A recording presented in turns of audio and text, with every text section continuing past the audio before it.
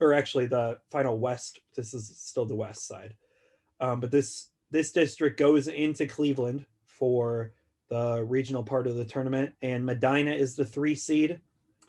They're going to be paired with Worcester.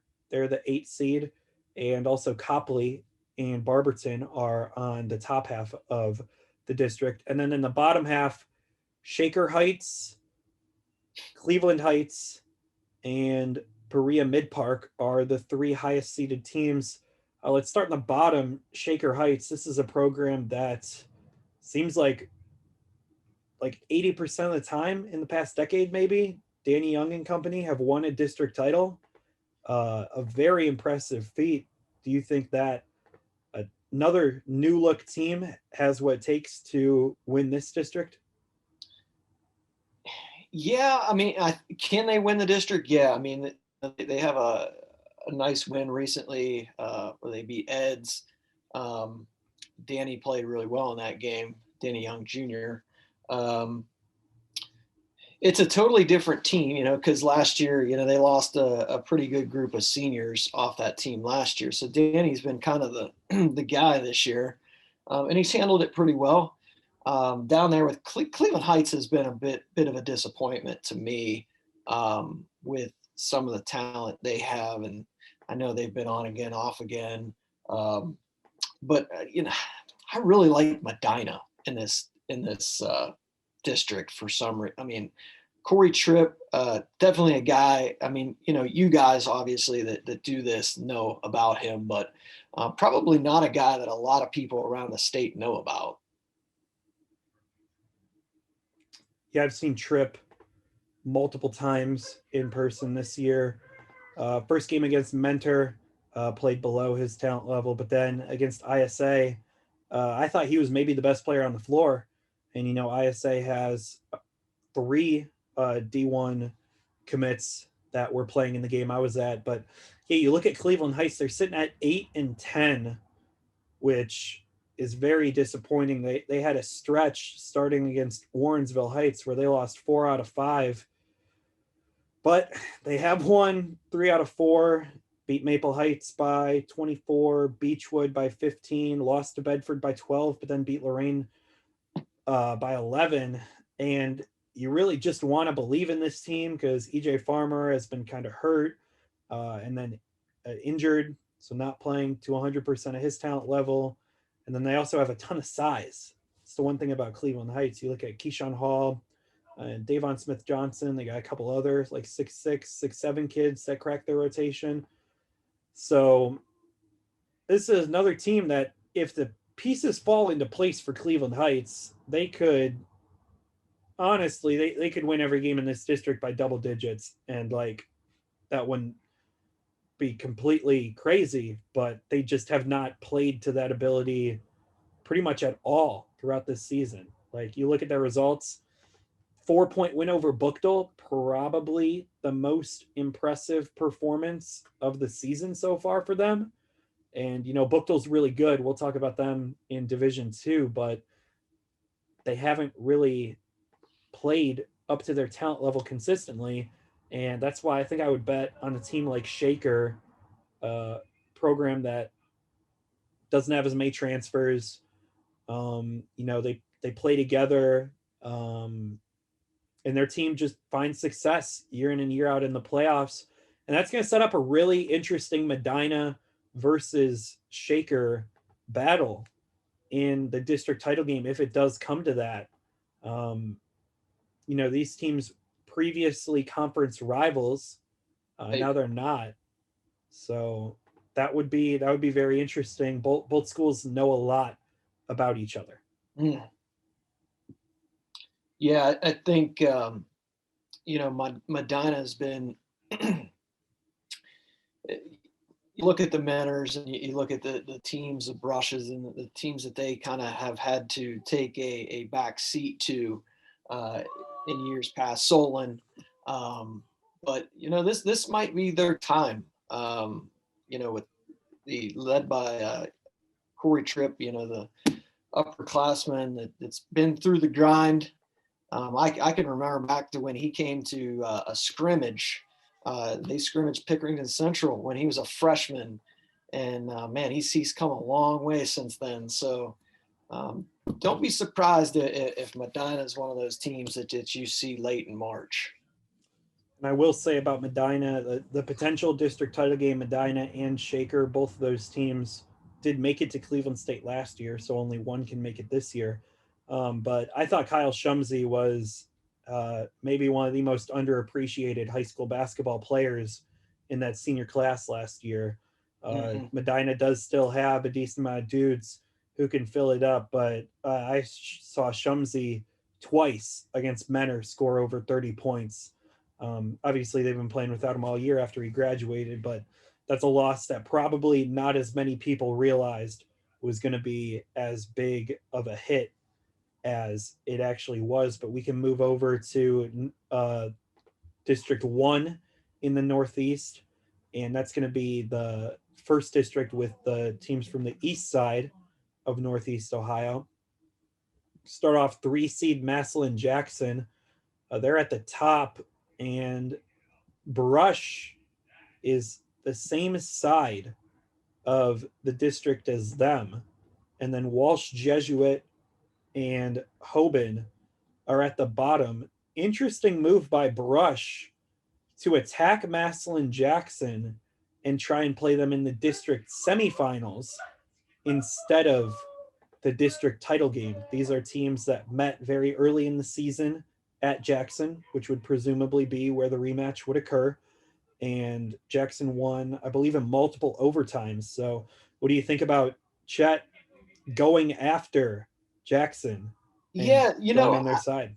I heard something about that, and somebody had mentioned to me that Chet uh, maybe messed up on what line he thought he was going on, and that is not the line that he wanted to go on. But when I look at it, it's not like they can't beat Jackson. I know Jackson has a pretty good record, and but the Federal League is not. This isn't 2005 Federal League here. This is, I mean, it's still a good brand of basketball. Don't get me wrong, but we're not talking. Massillon Jackson is not 2017 Massillon Jackson or 2010. They're a nice team. Coach DeBevic does a great job. The kid, it'd be interesting to see that one of the kids, their quarterback. I don't know if he didn't come out this year or he was injured in football, but they're missing him.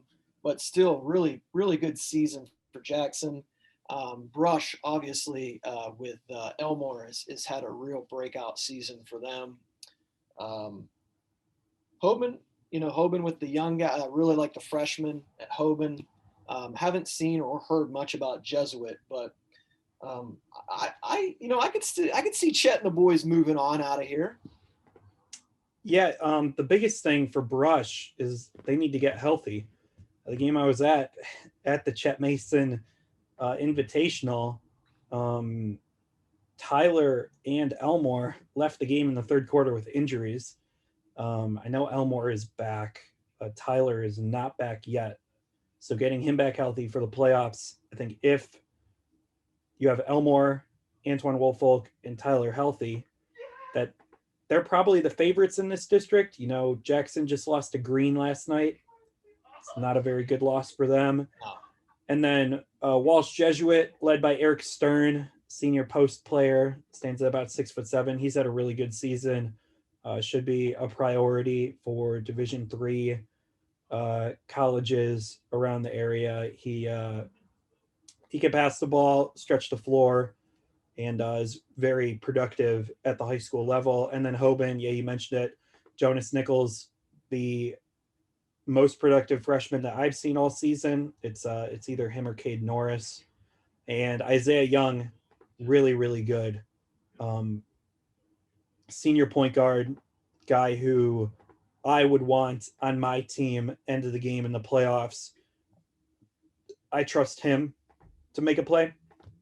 So if I had to pick, I'd probably say Brush versus Hoban is my prediction for that district title. So we can move on to District 2 in the Northeast side, and Canton McKinley, the Pups. They are the number 2 seed. Painesville Riverside and Glen Oak are on their side. And then at the bottom, you have Boardman, uh, North Canton Hoover, Green, and University School. So the bottom side, very interesting because you have 4 teams all seated between 8 and 14. So this could be some very tight games to try and make it to a district final. Any team among University School, Boardman, Hoover, and Green really stick out to you? Well, when you look at those 4 teams, I mean, you're talking like very good coaching, with Green and Boardman's had a real nice run here the last 2 or 3 years. Um, haven't been able to probably get to where they want in the tournament, but really good regular season records over the last couple years. But when I look at this district, you know, it's high school basketball. Obviously, anything can happen. But man, this is the Camp McKinley Invitational to me. Yeah, it is pretty interesting just how many teams avoided McKinley here. Yeah. Um, but I think if I had to pick somebody from the bottom, um, I think I would pick the winner of that Green University School game. University School, they've got some size, Ricky Radke and Nelson Johnson. And then Green, I was impressed with Zach Odo at the Northeast Ohio Top 20 Combine for the 2022s and 2023s. And it just seems like they're a program that consistently get things done. In March, they made it to a regional title game. Yep. A couple years couple ago. Years ago. Yep. Mm-hmm. So, yeah, I would probably pick either Green or University School to come out of the bottom side and be the team that does face Kent McKinley in that district title game. So we can move on to Northeast 3. And this one, number 1 seed Mentor, they have Dover as the only top 20 seed on their side of the district. And then in the bottom, Solon, Massillon, Washington, Stowe, and Kenston are all top 20 seeds. What do you think about Solon joining up with conference rival Mentor, as both teams are favored to make it to a district title game? Yeah, love the Marbury kid at Solon. Always have, even at a young age where he maybe wasn't as productive. But I don't want to say what they were thinking or what they feel about that matchup. If it were to occur, to me, Mentor is going to be a tough out in this tournament. Regular season things happen here and there, but when you look at Chacon, Wag coming over, and Stephen Key also coming over, I mean, you're talking about a very, very good high school basketball backcourt that can do a little bit of everything. And I don't know if there's a guy in the state that I want right now in tournament play more than Luke Chacon. So I think Mentor has the ingredients. You throw in a kid like Ian Kipp, who is a big time athlete. I mean, quarterback at Mentor. By the way, plug for him, way under recruited quarterback. But this team, I think this team is definitely Final Four caliber team.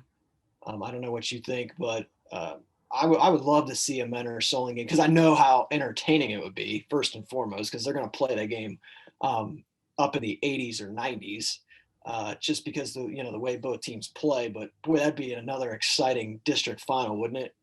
Yeah, and I'm glad you mentioned Ian Kipp because the thing that I was questioning when talking to Chacon in the offseason was who's going to be the muscle for Mentor. What are you going to do when you have to face a 6'5" wing or a 6'7" forward? Who's going to be that guy to guard him? And it's going to be Ian Kipp. So him coming back to play basketball after not playing his junior season was huge. You mentioned Solon, uh, also a big fan of Sam Marbury. Took me a little longer to become a fan than it sounds like you, um, but I am now. And then also Marcus Steele, another Yeah. underrated senior point guard for Solon, having a very solid season, getting some looks from scholarship programs, which is much deserved.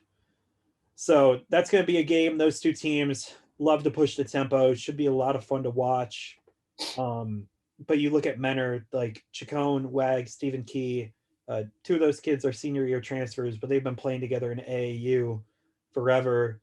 Jonah Wag impacts the game without scoring the basketball on both ends. And when you have a guy like Chacon and shooters all over the court, Wag is a kid who can take you to the next level. And that's why I do think Menor should come out of this district.